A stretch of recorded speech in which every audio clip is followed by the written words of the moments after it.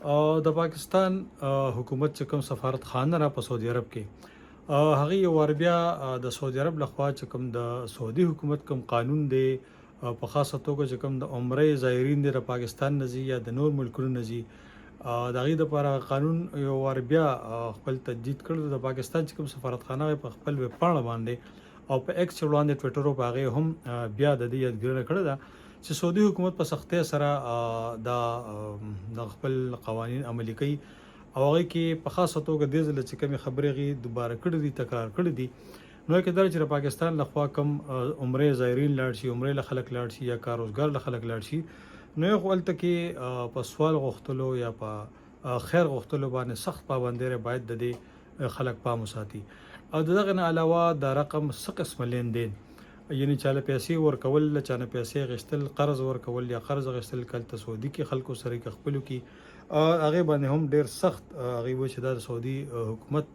د قانون خلاف ته او باید د دینه ځان وساتل شي دغه شانته کوم ګورو په حرمین کې د ویل چیر سرویس چې کوم معذور کسان یا ډیر زیات مشران وی او ضعیفي یا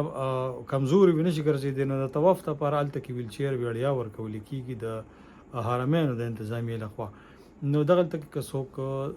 دا کار کوي چې یعنی په خپل جیب خرڅ نه تاسو ته وایي چې تاسو له ویل چیر در کوم په ویل چیر باندې تاسو توافق یا د کو ګرځي نو دام دغه د قانون سخت خلاف ته دنه باندې ډډه وکړي شي یا دغه شانته تل تک عمره کوم کې چې کله حجامت کوي یا سر خري نو دغه سرویس یا دغه خدمات ورکول نه هم غي ویل چې ډډه وکړي دغه خپل انتظامیه دغه یل تک په خپل کوي نو باید دغه نه ځان وساتل شي بل ډیر خلک مونږ کتل دي چلته کې تاسو به هم کتلی چې خیراتونه کوي یا نقد پیسې وی شي یا د خوراک سيزونه یا د نور سيزونه ور کوي نو پاغي باندې هم غي سخت پابندي لګول دي چې داسې قسمه حرکت نه داسې قسمه عمل نه تاسو ډډو کې چې غني الته کې تاسو خیرات ور کوي یا د پیسو په شکل کې یا د خوراک په شکل کې یا د نور داسې توګه په شکل کې دغه نه باید ځان وساتل شي او کله دغه هر څه پامون ساتل شو د قانون باندې عمل ونکړی شو